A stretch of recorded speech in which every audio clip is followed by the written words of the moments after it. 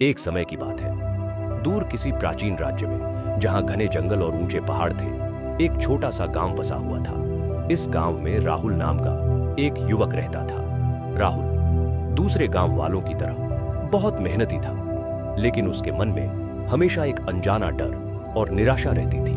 वह अक्सर अपनी किस्मत को कोसता और सोचता कि उसके साथ कभी कुछ अच्छा नहीं हो सकता। उसके मन में नकारात्मक विचार इस कदर घर कर गए थे कि वह हर चीज में बुराई ही देखता था।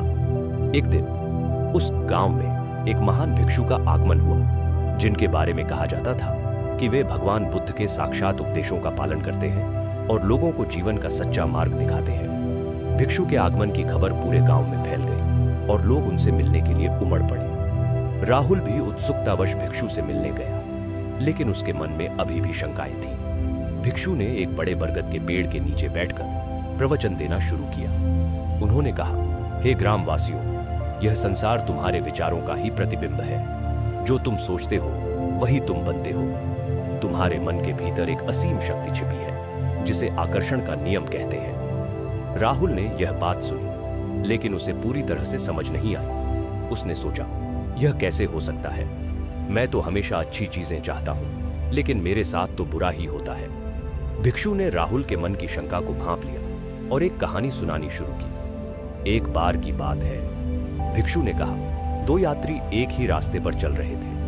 पहला यात्री हमेशा चिंतित रहता था। वह सोचता था, रास्ता बहुत खतरनाक है, मुझे कोई जंगली जानवर मिल सकता है या मैं गिर सकता हूं। उसके मन में हर कदम पर डर भरा हुआ था। दूसरा यात्री इसके विपरीत हमेशा सकारात्मक सोचता था। वह सोचता था, यह रास्ता कितना सुंदर है, मुझे नई चीजें देखने को मिलेंगी और मैं अपनी यात्रा का आनंद लूंगा। जैसे ही पहला यात्री एक घने जंगल में पहुंचा, उसे झाड़ियों में कुछ सरसराहट सुनाई दी। उसके मन में तुरंत डर आया कि कोई जानवर है। उसके डर ने उसे इतना घेर लिया कि उसे सचमुच एक जंगली जानवर का आभास हुआ और वह घबरा कर गिर पड़ा, जिससे उसे चोट लग गई। वहीं दूसरा यात्री उसी जंगल से गुजरा। उसने भी वही सरसराहट सुनी, लेकिन उसके मन में जिज्ञासा थी। उसने सोचा, शायद कोई सुंदर पक्षी है या कोई छोटी गिलहरी।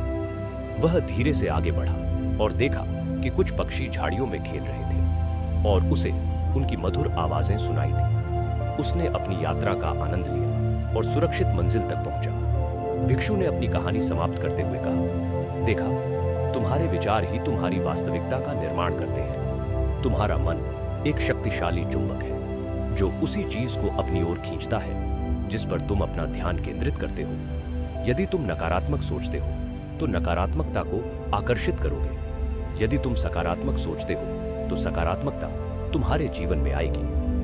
उन्होंने समझाया, भगवान बुद्ध ने यही सिखाया है कि आज हम जो भी हैं, वह हमारे विचारों का ही परिणाम है। हमारे विचार ही हमारे भविष्य का निर्माण करते हैं। यदि तुम किसी चीज को दृढ़ता से चाहते हो और उस पर पूरा विश्वास रखते हो, तो ब्रह्मांड उसे तुम्हारे पास लाने के लिए हर संभव प्रयास करेगा। बस तुम्हें अपने विचारों को शुद्ध और सकारात्मक रखना होगा। राहुल ने भिक्षु के इन शब्दों को गहराई से समझा। उसने महसूस किया कि उसकी सारी निराशा और डर उसकी अपनी सोच का ही परिणाम थे। उसने उसी क्षण से अपने विचारों को बदलना शुरू किया। उसने छोटी छोटी चीजों में भी अच्छाई देखना शुरू किया। जब वह खेत में काम करता तो फसल के अच्छे होने की कल्पना करता। जब वह किसी समस्या का सामना करता तो उसके समाधान के बारे में सोचता। धीरे धीरे राहुल के जीवन में चमत्कार होने लगे। उसकी फसल पहले से बेहतर होने लगी। उसके रिश्ते सुधरने लगे। उसे अपने कामों में सफलता मिलने लगी। गांव के लोग भी उसके परिवर्तन से हैरान थे। राहुल ने अपने जीवन में यह सिद्ध कर दिया कि मन का मंत्र ही सबसे शक्तिशाली मंत्र है और जो सोचोगे वही पाओगे। यह कहानी हमें सिखाती है कि आकर्षण का नियम कोई जादू नहीं, बल्कि एक वैज्ञानिक सिद्धांत है जो हमारे विचारों की शक्ति पर आधारित है। यदि हम अपने मन को सकारात्मकता से भरते हैं तो हमारा जीवन भी सकारात्मक अनुभवों से भर जाएगा।